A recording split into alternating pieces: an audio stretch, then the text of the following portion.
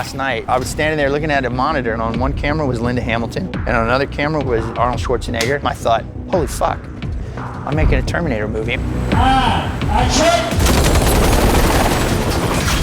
It was relevant back in the 80s and 90s when James Cameron created it, and now it's so relevant more than ever. Even back then, people were already starting to see automation, robotic. It's already going too far. It's fun to play the Terminator and to do all this action stuff. I love the franchise, and women power is mighty in this film. It was Sarah Connor in the 80s, and now we're three different and diverse women here. It's just very focused on the characters, and it's just a fast white-knuckle ride through a techno hell that comes to our present day. Oh, shit.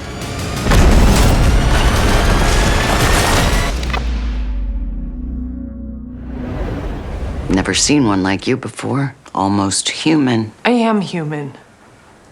Just enhanced. There's a certain type of story that is about a chosen one, someone who rises to greatness because they've been chosen by destiny. And then there are stories about heroes who rise because circumstances demand it. But Terminator was kind of somewhere in the middle. Danny, you are the future. You figure out pretty quickly what a super nerd I am. So it was really this nebulous thing of what would you do if you wanted to make a Terminator movie? It deals with the proximal threat of the human collision with a potential artificial superintelligence, and we've tried to recapture that feeling and not get too grandiose and too complex and have a lot of characters jumping backward and forward through time. Time travel movies are tricky, right? They can be a real mind fuck. So the central premise that we operate from is Judgment Day is inevitable. The rise of AI is inevitable. So even though Sarah took a stab at changing all that and fixing it, she really can't. And what she did was just kick the can down the road. In fact, the new future is worse. It carries on the true story that we started telling in 1984. That it is a very lovely, linear story that could have fractured off into so many different versions of the future, but still somehow, I think we're on a straight path of storytelling. I'll be back. Tim's amazing and has such an infectious excitement about this world and these women and the story that he wanted to tell, and he really drew me in. I don't envy Tim's position. He's worked very hard. I love his enthusiasm. I love his love and appreciation for graphic novels, comic books, his ability as a visual effects artist. I get his head in position, you film it, and then we project his face onto a piece of geometry that we're slamming into a piece of CG ground. That is the world he comes from, to create this fantasy and to create this world. And we've seen that in Deadpool, and we will see it also in this movie. He feels very comfortable with moving from directing a stunt to directing you in a very intimate scene. Tim has this fresh, new vision that is adding to the new vision of James Cameron and the franchise, and so I think it's a perfect match. Just want you to know that when Danny's safe and this is all over, I am going to kill you. I understand.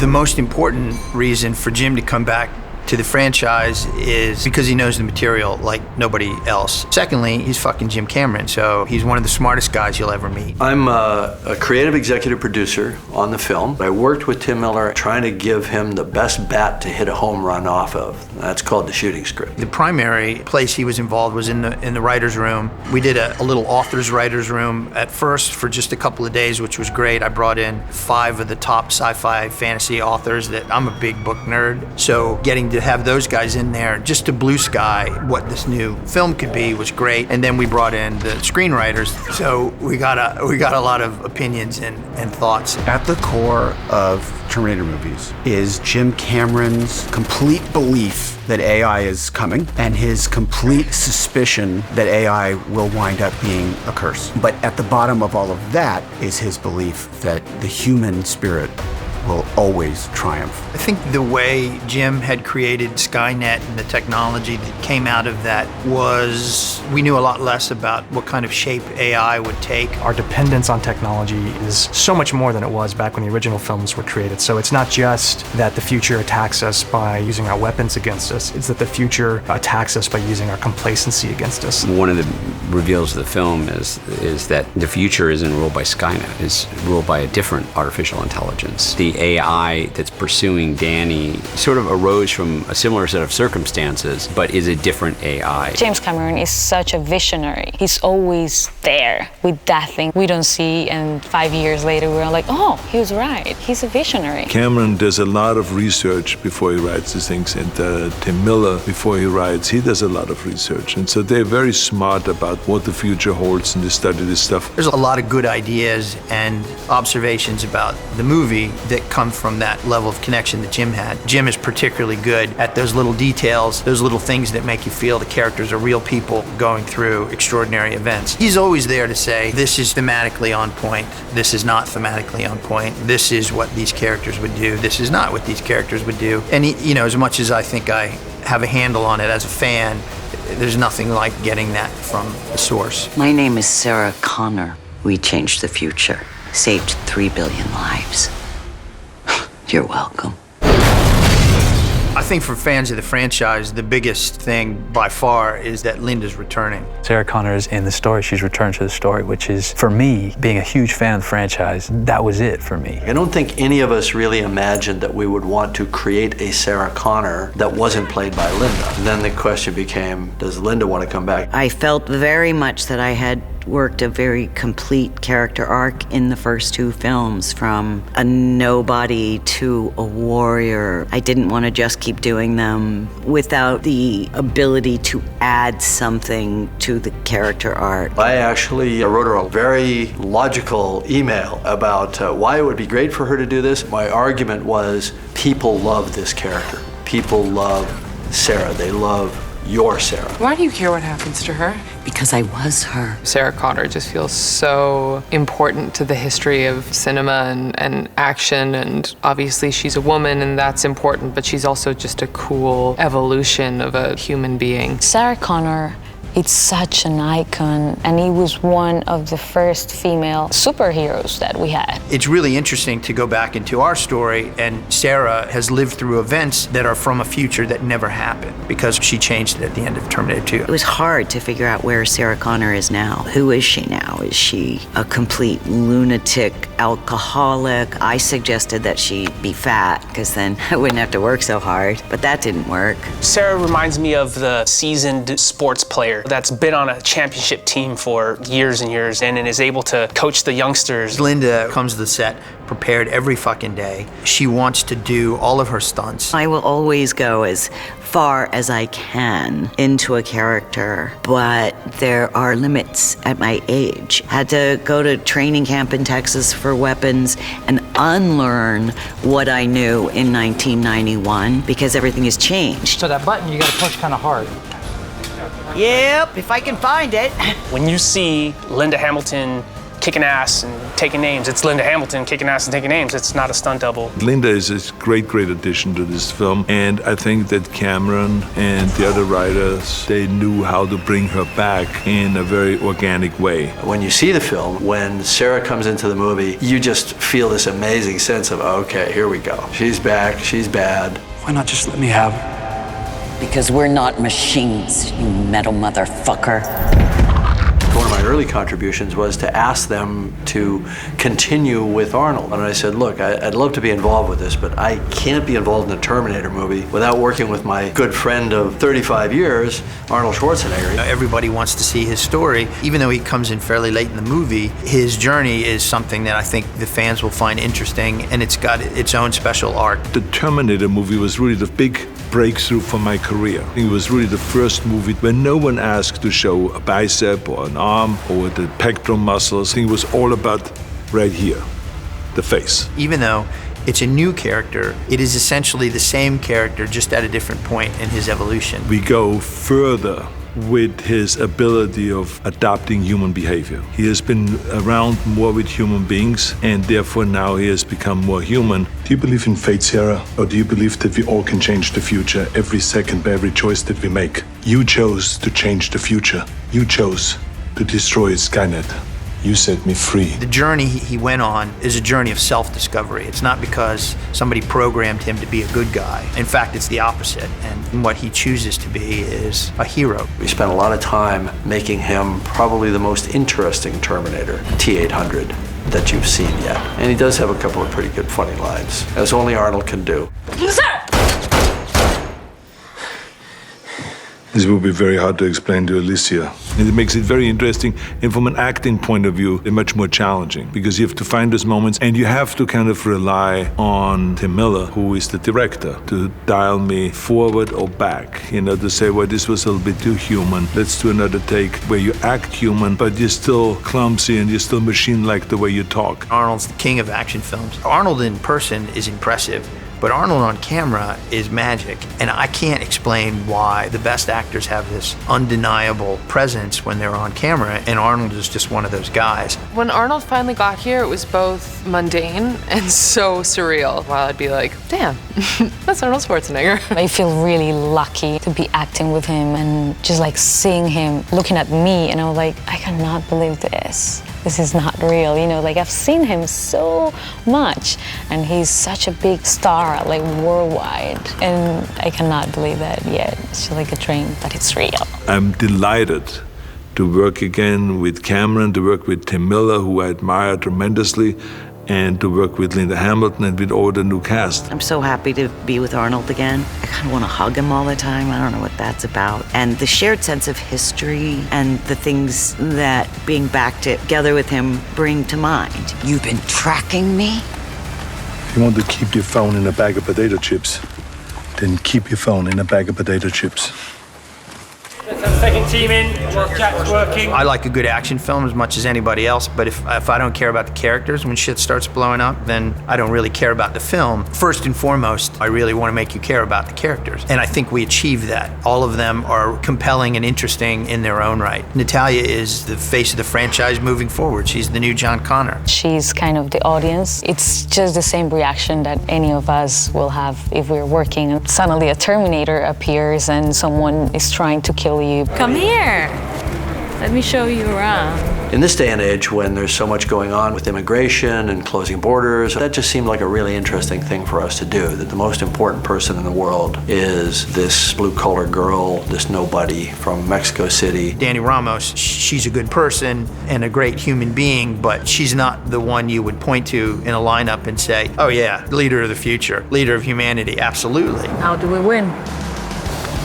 We win by keeping you alive. She doesn't have that air in the same way that Sarah Connor didn't have that. Natalia is our hope for the future for this franchise, and she's got it like 150%. She's the most fluid actress I have ever worked with, and I mean ever. She's just got the most amazing instincts. I love Natalia and Linda so much, but it's a very delicate balance having 3 people in a group. It's a hard balance to strike, and it's been so sort of seamless and loving and wonderful. I think we've been able to be really weak around each other and really strong around each other, and it's just been such a wonderful thing to go through this with them. We are all like strong, independent women that we're fighting, but I really like the fact that we're 3 women in the new Terminator. I'm not gonna live in fear the rest of my life, even if your plan means that might not be long.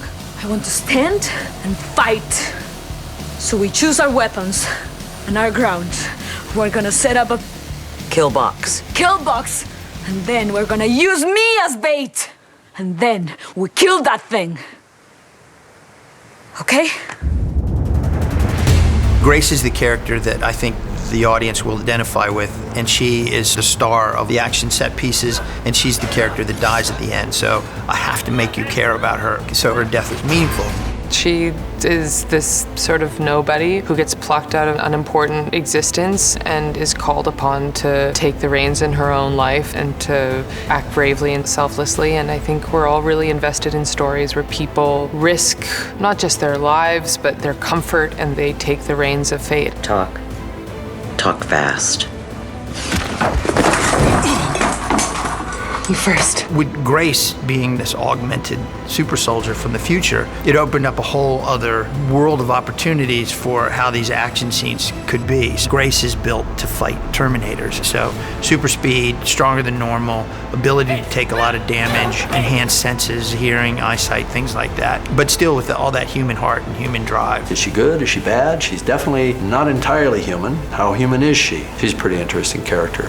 She's a fantastic actor, and she's very emotional. She's got her career in indie films mostly, and she has a lot of humanity. You instantly like her, which is why I chose her, because I need the audience to identify. Mackenzie is supposed to be a super soldier from the future, so we had to put on a lot of muscle mass to make her look as badass as she does right now. Ever seen something like that? Or made that up?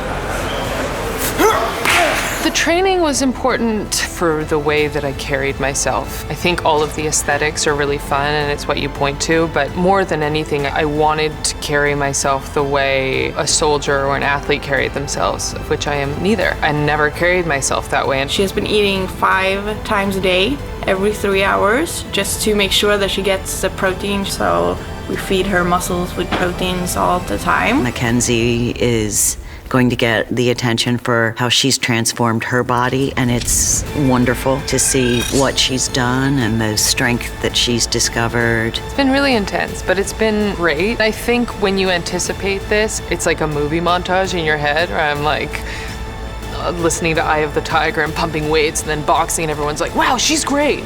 But instead it was like really humiliating and humbling most of the time, and people being like, I don't know what we're gonna do.